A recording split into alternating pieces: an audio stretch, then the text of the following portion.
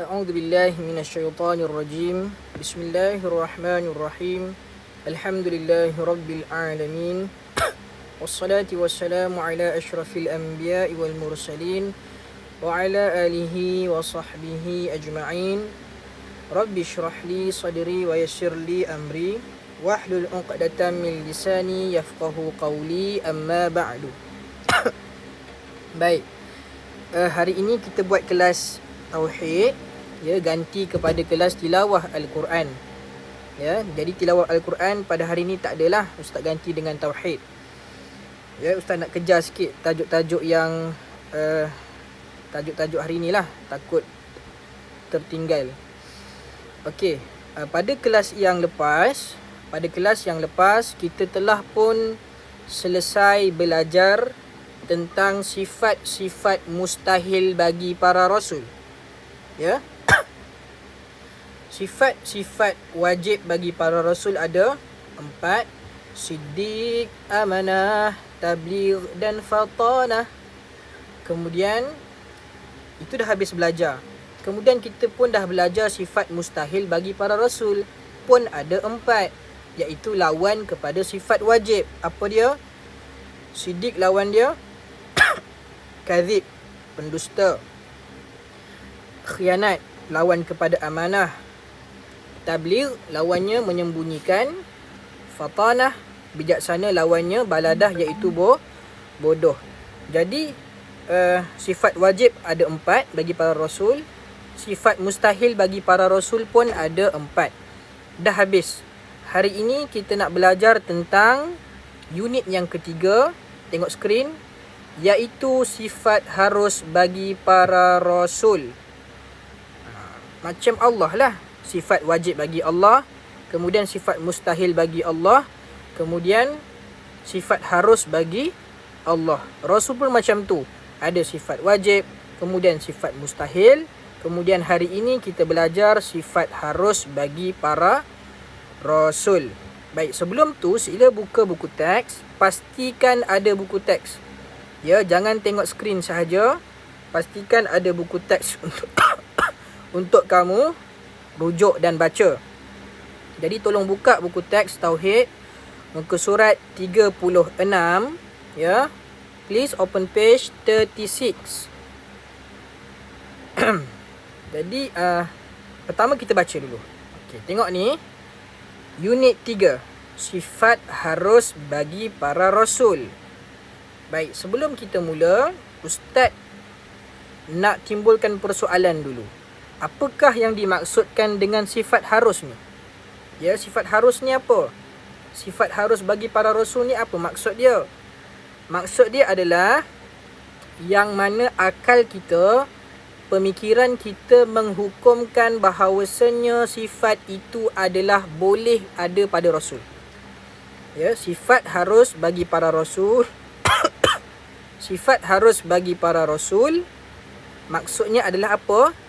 Iaitu sifat-sifat ataupun iaitu akal kita menghukumkan bahawa sifat-sifat ini adalah boleh ada pada rasul. Sifat-sifat ini boleh ada pada para rasul. Kalau sifat wajib macam mana? Sifat wajib adalah akal kita, pemikiran kita menghukumkan bahawa sifat-sifat itu adalah wajib ataupun mesti ada pada para rasul. Kalau sifat mustahil, maknanya akal kita, pemikiran kita menghukumkan bahawa sifat-sifat tersebut mustahil ada pada para rasul. Itu maksud dia. Jadi pada hari ini, ya, faham elok-elok, pada hari ini kita nak belajar tentang sifat harus bagi para rasul, iaitu sifat yang boleh ada pada para rasul, tak wajib ada. Akal kita tak menghukumkan wajib. Akal kita menghukumkan sifat ini boleh ada pada para rasul, dan kalau tak ada pun tidak ada masalah. Macam tu, boleh faham tak? Tak apa, kalau tak faham sekarang pun tak apa. InsyaAllah akan datang ataupun dah besar nanti baru kamu boleh faham. Kalau faham sekarang lagi baguslah. Cuma sebab apa tu, ilmu tauhid ni memang agak ilmu yang complicated ataupun sedikit rumit lah, tapi tak susah. Ya.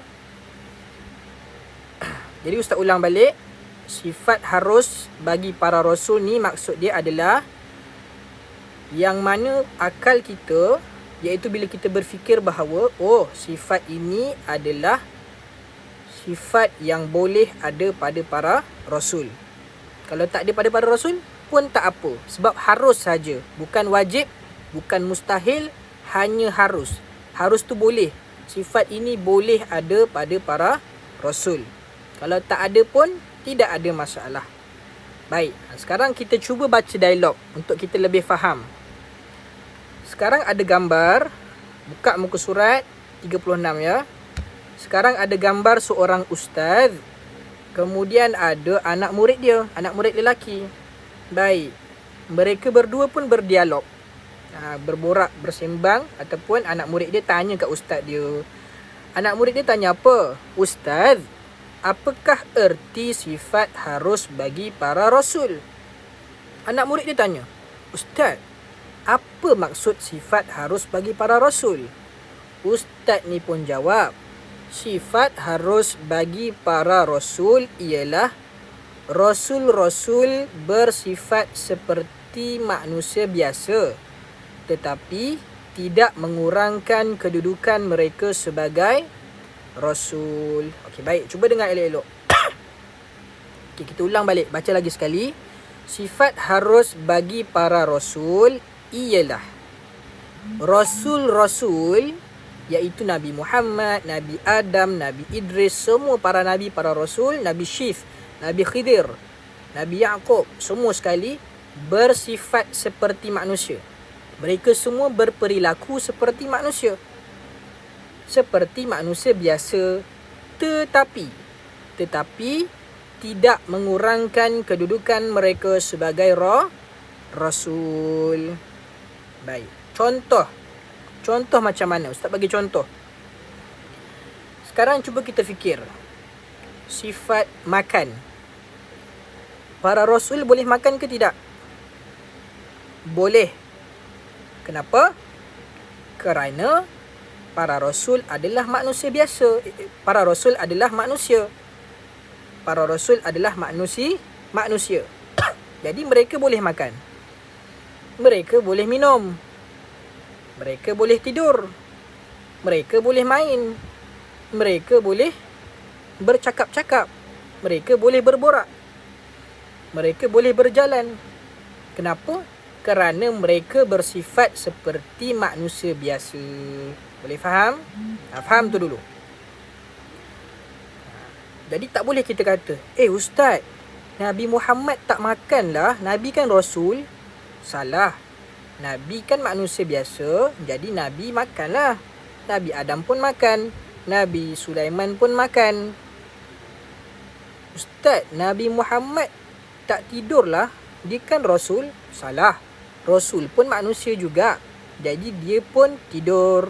Nabi-nabi pun tidur. Nabi-nabi pun berborak, bergembira, ketawa, sedih. Nabi, Rasul macam manusia, ada sifat manusia. Tetapi sifat tersebut tidak akan mengurangkan kedudukan mereka sebagai Rasul. Contoh, kita kata, Ustaz, Nabi Muhammad tidur lama Ustaz, 8 jam, 10 jam tidur. Itu salah. Kenapa? Sebab tidur 10 jam, tidur 8 jam tu kita manusia biasa. Nabi manusia luar biasa. Mereka tidur sekadar sahaja. Sekadar untuk rehatkan badan, lalu mereka bangun dan beribadah. Sama juga macam makan. Mereka memang makan, tapi mereka makan tak banyak macam kita. Kita makan 2 pinggan, 10 pinggan. Satu hari 10 pinggan totalnya. Nabi tak makan macam tu. Nabi makan sekadar untuk dapatkan tenaga untuk beribadah dan juga melakukan urusan kehidupan seharian. Ada beza kan? Nabi makan sebab Nabi manusia. Nabi Idris pun makan sebab Nabi manusia. Nabi Yaqub pun makan sebab Nabi manusia. Nabi Muhammad pun makan sebab Nabi manusia. Tapi mereka tak makan macam kita makan. Kita makan banyak. Kita makan benda-benda syubhah pun kita makan. Tapi Nabi tak macam tu. Nabi makan sekadar sahaja. Nabi tidur, memang betul Nabi tidur. Tapi Nabi tidur sekadar sahaja. Nabi ketawa, betul. Tapi Nabi tak ketawa macam kita. Kita ketawa sampai terbahak-bahak, sampai lupa kepada Allah. Nabi tak. Nabi ketawa, sedih, makan, tidur, semuanya dalam keadaan mengingati Allah. Bahkan dalam tidur pun Nabi mengingati Allah. Itu istimewanya Nabi dan juga para Rasul. Boleh faham tak? Itu maksud sifat harus. Maknanya sifat makan boleh ada pada Nabi, sifat tidur boleh ada pada Nabi, sifat sifat ketawa ataupun gelak boleh ada pada Nabi, sifat sakit boleh ada pada Nabi. Kenapa? Kerana Nabi juga manusia. Tetapi sifat tersebut tidak akan mengurangkan darjat ataupun pangkat sebagai seorang Nabi. Itu maksud dia. Boleh faham? Baik. Sekarang tengok dialog kedua. Anak murid dia tanya, apakah antara contohnya Ustaz? Dia tanya lagi, contoh dia apa Ustaz? Contoh dia. Ustaz ni pun jawab, banyak contoh dia. Antaranya ialah tidur, makan, mandi dan banyak lagi. Nampak tak? Yang ni Ustaz sebut tadilah, yang Ustaz cerita tadi. Nabi boleh tidur, Nabi boleh makan, Nabi boleh mandi, Nabi boleh sakit, semua boleh. Kenapa? Kerana itu adalah sifat manusia. Nabi pun manusia, Nabi bukan malaikat. Nabi bukan jin, Nabi manusia. Jadi Nabi mandi, Nabi makan, Nabi minum, Nabi sedih, Nabi ketawa, Nabi berkahwin. Begitu. Baik, sekarang cuba tengok muka surat sebelah, muka surat 37.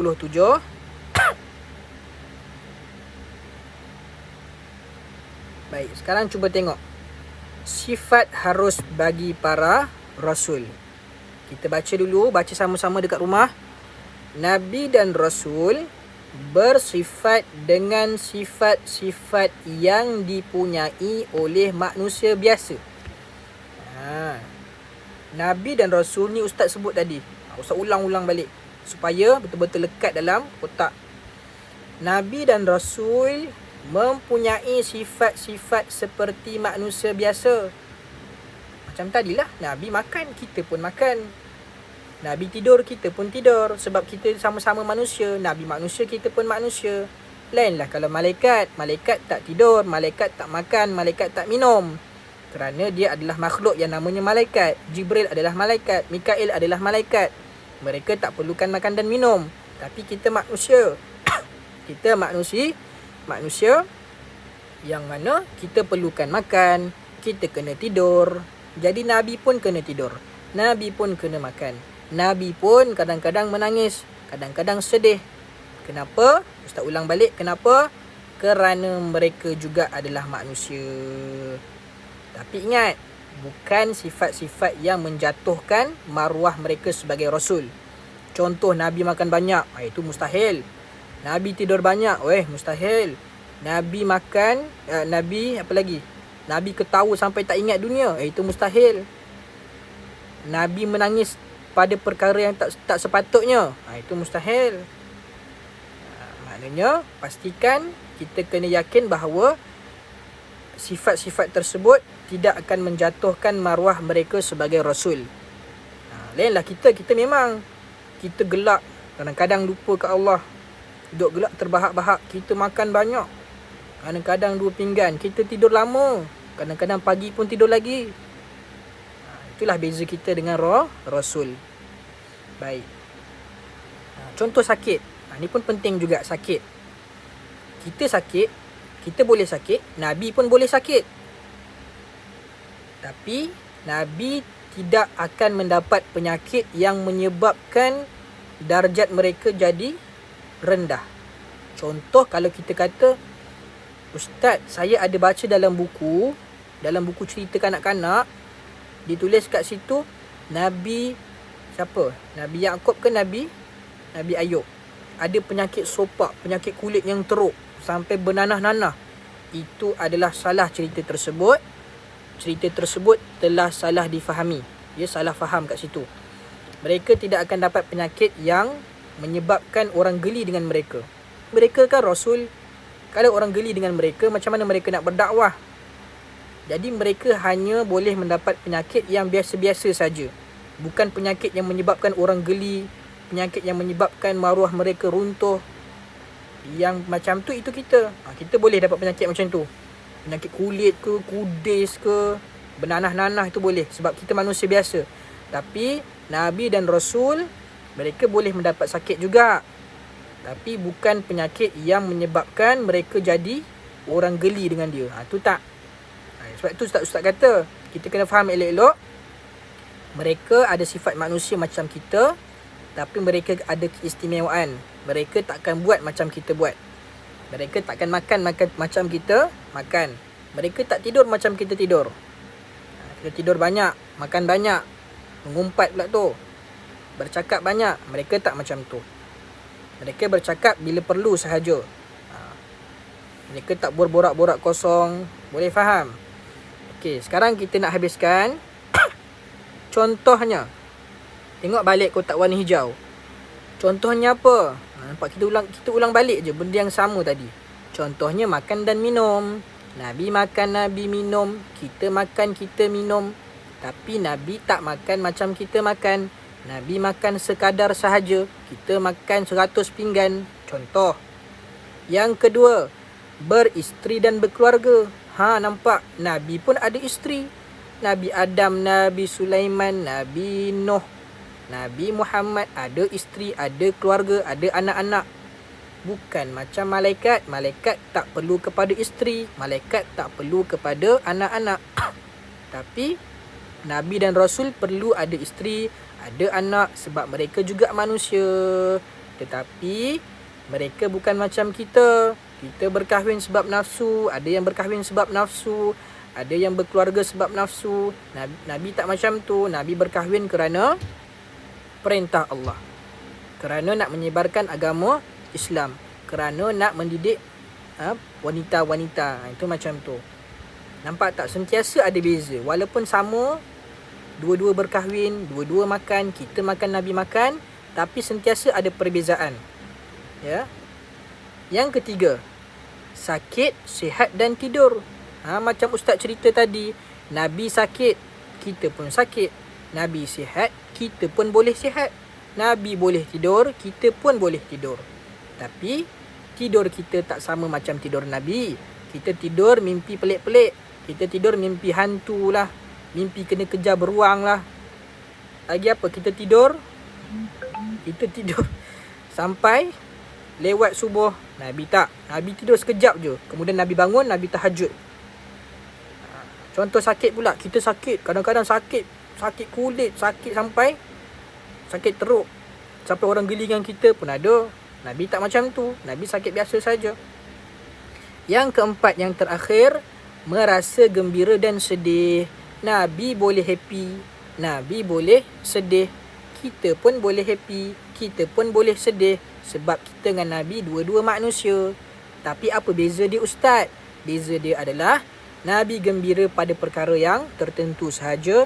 Nabi sedih pada perkara yang tertentu sahaja. Bukan macam kita. Kita gembira benda lain. Gembira tengok orang susah. Ada juga yang busuk hati macam tu. Orang tu tengah susah, orang tu terjatuh ke, kita gelakkan, kita ketawakan. Nabi tak macam tu. Nabi gembira pada perkara-perkara yang elok saja. Kemudian sedih. Nabi pun sedih juga. Sedih bila? Nabi sedih mengenangkan umat dia, rindukan umat dia. Nabi sedih bila nampak umat dia dalam neraka. Kita lain pula. Kita sedih sebab apa? Kita sedih sebab tengok drama, cerita Korea pula tu. Kita sedih sebab barang hilang. Nampak tak ada beza kat situ? Walaupun dua-dua sedih, tapi sedih yang berbeza. Jadi jangan pernah samakan kita dengan Nabi. Ustaz, Nabi pun macam kita, Ustaz. dia memang sama macam kita, sama dari sudut keperluan, tetapi berbeza dari sudut sifatnya lah. Boleh faham? Baik. Jadi tengok jap, 38 tak ada. Okey, 38 last. Buka muka surat 38. Kotak warna hijau. Hendaklah sentiasa mencontohi Rasulullah sallallahu alaihi wasallam yang mempunyai sifat-sifat yang terpuji. Ini kita kena amalkan. Tengok ni kotak amalkan, dia kata. Amalkan. Maknanya kita kena sentiasa ikut Rasulullah kerana Rasulullah mempunyai sifat-sifat yang terpuji. Tapi yang ustaz pening sekarang ni adalah kenapa orang sekarang sibuk tengok dekat artis. Artis bertudung baru dia nak ikut bertudung. Artis baru berhijrah barulah dia nak jadi baik. Kenapa? Artiskah panduan kamu? Kenapa tak letakkan Rasulullah dan juga isteri-isterinya sebagai panduan kamu? Kenapa nak tunggu artis tu berubah baru kamu nak berubah? Kenapa tak nak tengok isteri-isteri Nabi yang memang sudah sedia baik? Itu masalah orang sekarang. Ustaz tengok. Baguslah artis berubah. Tapi yang tak bagusnya kita menjadikan artis sebagai panduan kita. Nak tunggu artis tu buat baik baru kita buat baik. Nak tunggu artis tu apa lagi? Bertudung baru nak bertudung. Kan pelik tu. Baik. Jadi apa yang ustaz nak sebut kat sini adalah hidup kita kena sentiasa berpandu kepada Rasulullah. Ya, dari sudut akhlaknya, dari sudut ibadahnya. Baik. Sama-sama kena usahakan. Jadi pada hari ini ustaz rumuskan, kita telah pun belajar tentang sifat-sifat harus bagi para rasul, seperti iaitu sifat-sifat yang boleh ada pada para rasul kerana rasul adalah manusia. Tetapi bukanlah sifat-sifat itu akan merendahkan martabat mereka sebagai rasul. Contohnya makan, minum, tidur, sedih, gembira. Itu contohnya. Jadi ustaz akhiri kelas kita pada hari ini dengan lafaz Assalamualaikum warahmatullahi wabarakatuh dan selamat bercuti.